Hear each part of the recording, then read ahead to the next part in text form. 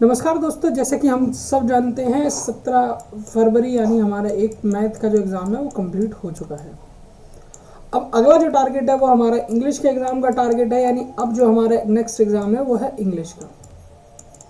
ठीक है, तो इस वीडियो में हम मेन वो टॉपिक डिस्कस करेंगे जिन टॉपिक से रिलेटेड चीज़ें आती हैं।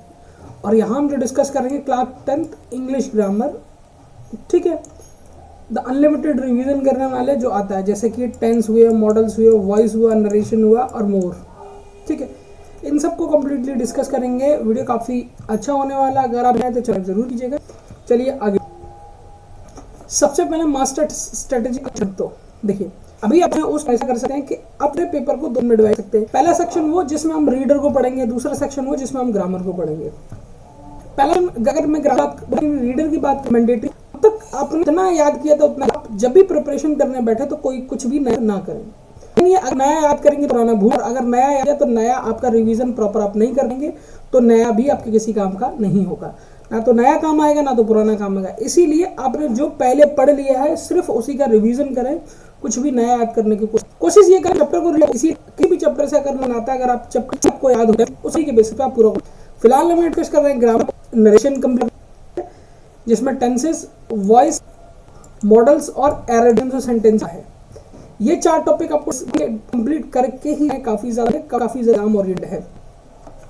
टेंस, प्रेजेंट टेंस ऑलमोस्ट सबको आता है, सिंपल है इसको प्रेजेंट को करना। ठीक है, प्रेजेंट होता क्या है, कुछ भी नहीं, हम मेन वर्ब की फर्स्ट में यूज करते हैं, नेगेटिव में डू या डज यूज डू या डज नो यूज करते हैं। ठीक है, और डेफिनेशन सिंपल है, जो हमने अब तक पढ़ा कुछ सिंपल है। ठीक है, इसमें कुछ नया ना, सम, ही, इट या सिंगुलर नेम के साथ एड एस या ईएस ऐड करते हैं मेन में। जैसे एग्जांपल लेकर सी सिक्स, तो सी सिक्स सिंगल, वही बात करते हैं प्रेजेंट परफेक्ट इसमें। ठीक है, बी प्लस आई में रेफरेंस सिंस और फॉर की फॉर्म में होगा। इस पॉइंट हम तब इस्तेमाल करते हैं एक स्पेसिफिक हो। ठीक है, हम फॉर हम तब इस्तेमाल करते हैं स्पेसिफिक नहीं हो। जैसे कि लिखा है ऑलवेज कैन फॉर सिंस और for in the sentence. Present indefinite जिनसे रिलेटेड सेंटेंस आते हैं आपको समझ में आया होगा। प्रेजेंट इंडेफिनिट में सब्जेक्ट वर्ब, मेन वर्ब में एस या ईएस। ठीक है, हम ऑब्जेक्ट का इस्तेमाल करते हैं, उसका सबको यूज करते हैं। कंटिन्यूअस का जो फॉर्मूला है वो आपको डिस्कस स्क्रीन का दिख रहा होगा। ये फॉर्मूले हम बनाते हैं एक पर्टिकुलर टाइम, आई मीन से निश्चित समय के लिए, अनिश्चित आई मीन से एक पर्टिकुलर टाइम के लिए इसे यूज करते हैं, और टाइम का गेसेस नहीं फॉर का यूज करते हैं। तो ये सिर्फ रिवीजन क्लास है। आई थिंक ये आपको पीपीटी अच्छी तरीके से समझ आ रही होगी। अब पूरा सर्कल घूम के हम लोग आ जाते हैं पास्ट में। पास्ट में इंडेफिनिट की बात करें तो इंडेफिनिट में हम यूज करते हैं डिड। ठीक, इंडेफिनिट में हम डिड का इस्तेमाल करते हैं, डिड नॉट का इस्तेमाल करते हैं, और वर्ब की फर्स्ट फॉर्म को यूज करते हैं। बट आप ये याद रखिए, अगर सिंपल अफर्मेटिव आए तो वर्ब सेकंड फॉर्म में यूज करते हैं सब्जेक्ट के जस्ट बाद। लिखा है वी टू मींस ये वर्ब की सेकंड फॉर्म करेंगे बाद लिखा है we used here the entire. जैसे कि लिखा है example I went, verb form है इसीलिए हमने यहाँ लिखा है। ठीक है, narrative question rule, subject did not, verb की first form. Don't let examiner trick, did use did, you must have first form. ठीक है, याद रखिए डिड भी डू की सेकंड फॉर्म है। डी को बॉयज की बात की वो आपको ऑलरेडी अच्छी चली होगी, आपको अंदाजा होगा कि हम किस तरीके से एक्टिव पैसिव बनाते हैं।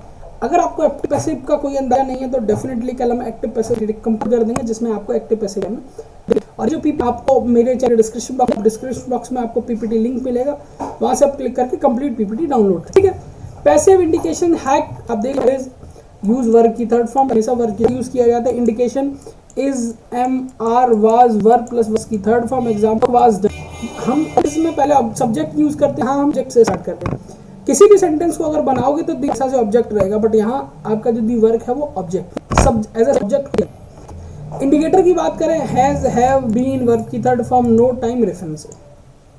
ठीक है, एग्जांपल के तौर पे दिया है शी हैज बीन लिविंग। ठीक है, was has been done, active.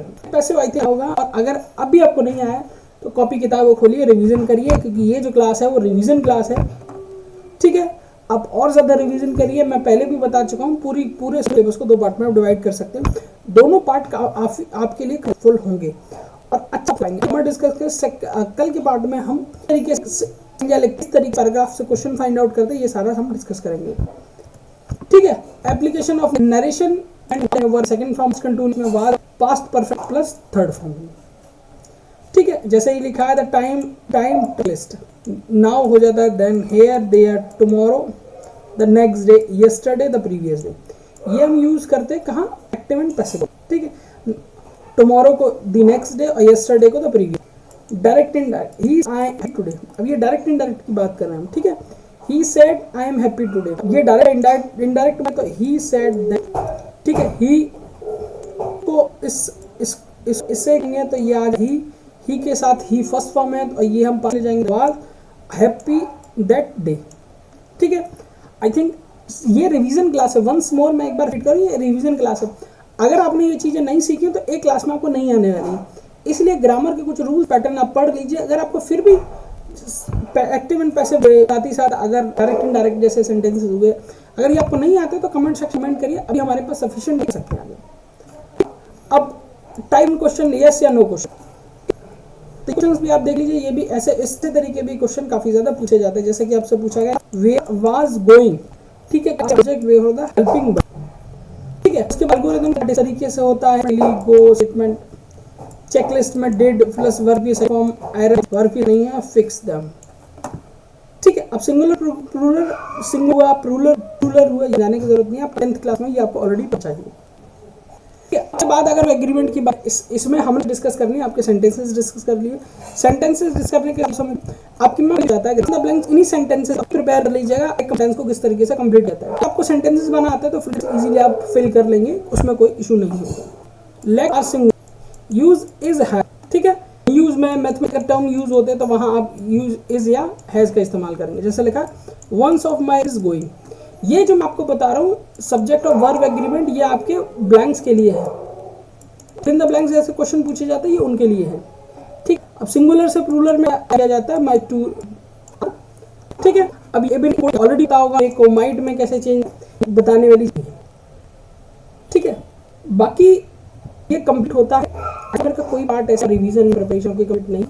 ठीक है, रिवीजन के तौर पे मैंने क्लास कंप्लीटली आपको समझा दी, भी आपको स्पेसिफिक टॉपिक हम पेपर 1 डिस्कस करेंगे, तब तक आप पढ़ सकते हैं, पढ़ने का सेक्शन कर सकते हैं। उस पर्टिकुलर टॉपिक पे भी मैं आपको वीडियो प्रोवाइड कराऊंगा, जिससे कि आपका प्रिपरेशन कंप्लीट। अगर आप प्रैक्टिस कर रहे हैं तो ये एकदम टाइटली गांठ बांध दिएगा, तो रखिएगा प्रैक्टिस। हमेशा अगर आप मेरे साथ पढ़े हैं तो मैं क्या होगा कि प्रिपरेशन थोड़ी नहीं है, हम सिर्फ 5 से 6 साल तक के प्रीवियस ईयर क्वेश्चन पेपर पढ़ लीजिए, डेफिनेटली